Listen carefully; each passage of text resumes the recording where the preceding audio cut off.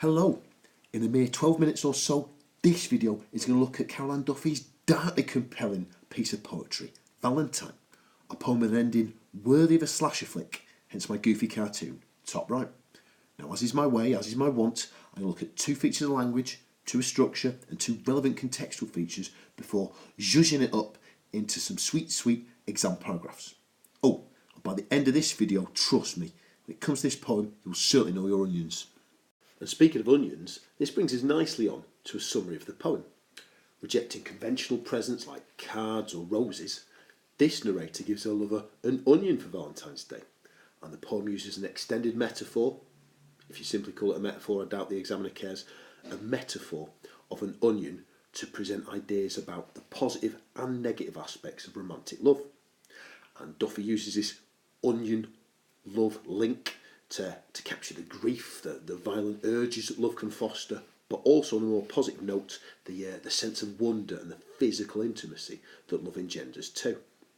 And nestled somewhere in stanza 2, Duffy refers to the onion as a moon wrapped in brown paper, which, if you've got a brain bigger than a Cheerio, you'll realise he's Duffy dazzling us with a natty metaphor, a language technique. And what is Duffy doing with this metaphor here, the moon wrapped in brown paper? Well, this is presenting a positive aspect to romantic love. Moonlight has very romantic connotations, moonlight walks, that kind of thing. So what this is emphasising or suggesting or foregrounding is the sense of passion, of sensuality that underpins or informs the relationship.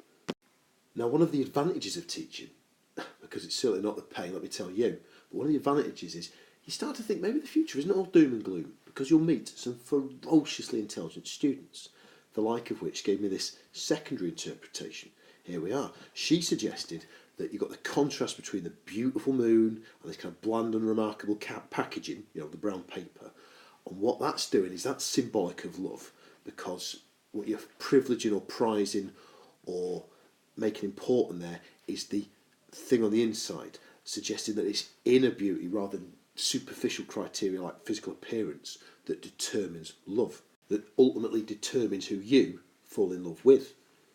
Alas, this next metaphor is not such a pom-pom waving endorsement for romantic love.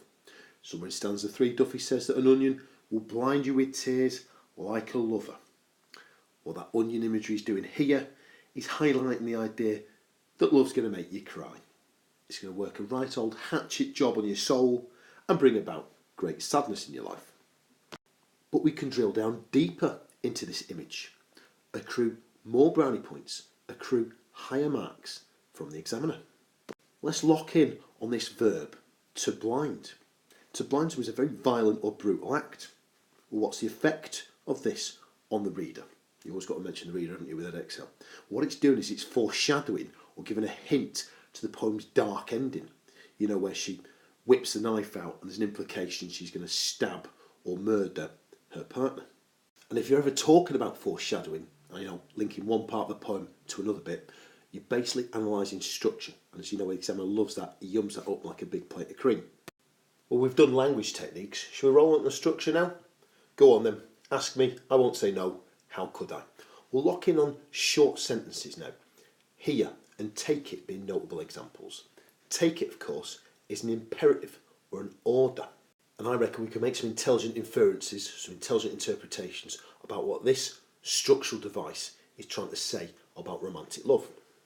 We can infer that those sharp, short sentences are helping to create this harsh or jarring tone.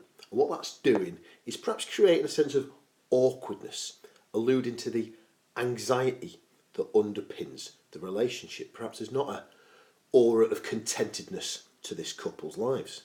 Perhaps these short sentences also refer to the partner's reluctance to take such an odd gift. And perhaps we can sympathise with their plight as well. Can you imagine your partner comes home and goes, "Happy Valentine's, darling, here's an onion." You'd be like, "What? Without a Ferrero Rocher at the corner shop? What are you doing buying me a pig and onion?" Thank you so much for getting me a present. Looks like it was nicked off an allotment.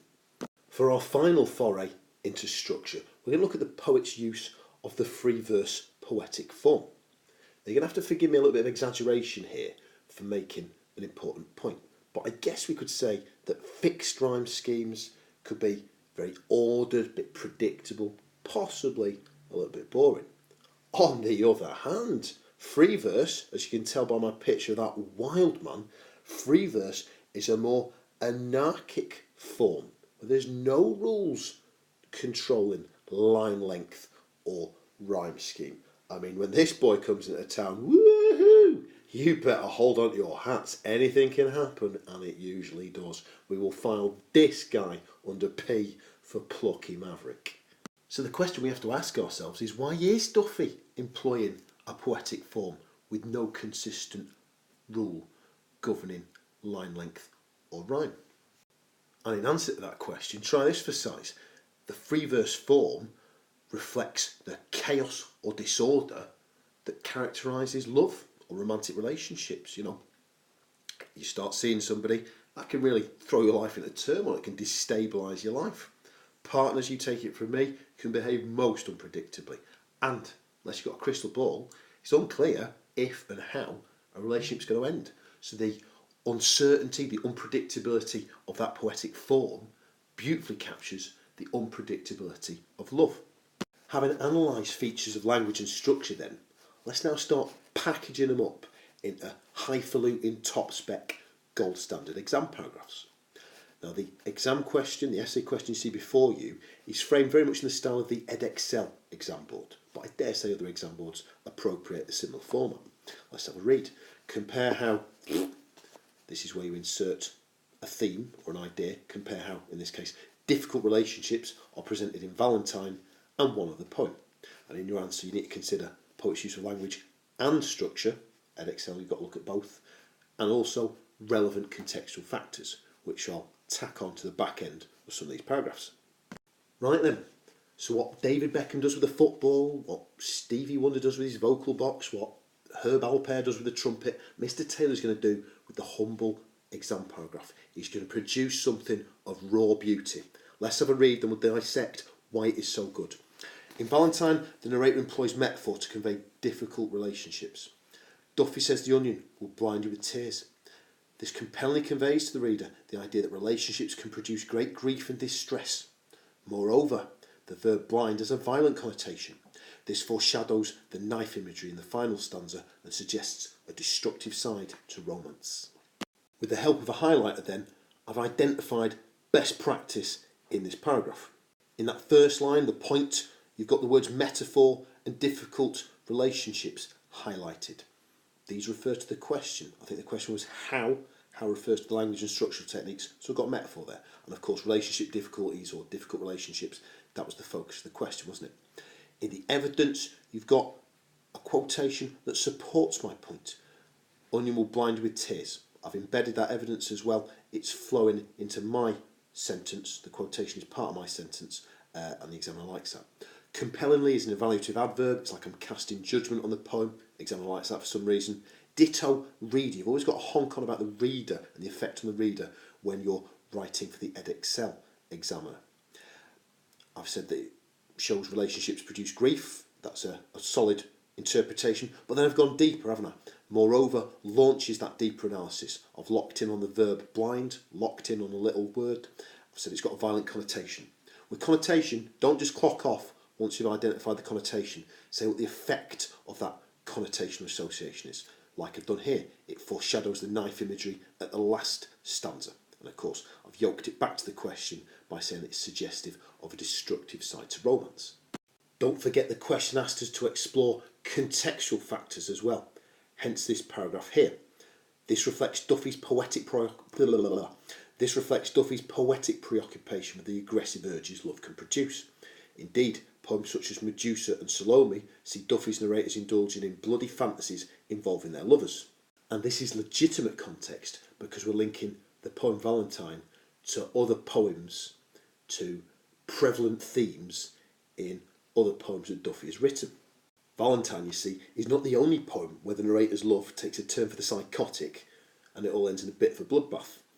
Medusa, I think she tries to turn her lover to stone. Salome, she lops his head off. And there's another poem called Havisham where she fantasises about lopping off a vital part of his anatomy. And I'm not talking about his big toe. Back to the essay question briefly, because the first word is compare. of course, this is a comparative essay we're producing for the examiner. We're linking Valentine to one other poem. Logic dictates then that we write another paragraph trying to forge a similarity or a difference between Valentine and another poem in the cluster. And I reckon we'll go with Nettles, which is a poem by Vernon Scannell. It also uses an extended metaphor, not an onion this time. It uses army imagery to present nettles, to kind of convey the great number of nettles and the kind of, the brutal damage that they can inflict. Oh, and the relationship in this poem isn't romantic. It's about the father's love and the protection he wants to extend to his son when his son falls bum over front into a nettle bed. The good news first, I'll spare you my adenoidal tones. I'm not going to read this full paragraph out though.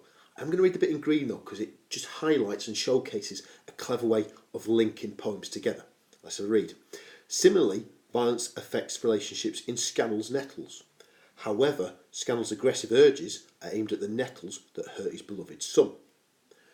This is a trick I call the simile however method. It's a kind of a deeper comparison, if you like, because you're saying, yeah, they're similar because there's violence there. However, they're different because, and you're forging a difference. So it's more of a kind of evaluative comparison. If that similar however strategy isn't really working for you, however, there's no shame in that. You can always revert to the old chestnut, similarly or in contrast, and then launching into your second paragraph, like I've done here. Similarly, Scannell employs powerful verbs to capture the difficulties in relationships. The rest of that paragraph is pretty much identical to the one that went before. I just wanted you to see different ways of launching into those comparisons. The stuff in black, well, I just tonked that in just to make a more explicit link between what was writing about and the exam question, the difficulties in relationships. Right, folks, we're a kick up the bum off done. A few presents, not least that beautiful picture from my daughter, before we bow out. I'm not going to read them, but I've done 2 paragraphs. One about Duffy's use of free verse in response to that question, the difficulties in relationships, and another contextual paragraph to link to it to make a relevant contextual point. Here's that first paragraph. Wrap your eyeballs around that. You've got blue for the point, black for the evidence, red for the explanation, and green for a more developed explanation. And as promised, a few contextual nuggets to mollify the examiner's need for contextual detail, relevant contextual factors. Buying my spiffy book off Tinternet is a win-win endeavour. You get a short and sweet book that's going to supersise your exam potential. Every book I sell, I make 1/10 of a pint of beer, which, given I'm not a heavy drinker, I'm quite happy with. And that's Duffy's poem Valentine, analysed like a champ. Time for me to say goodbye, or as the Hmong people say in East Asia, Shinji Dwa, Shinji Dwa.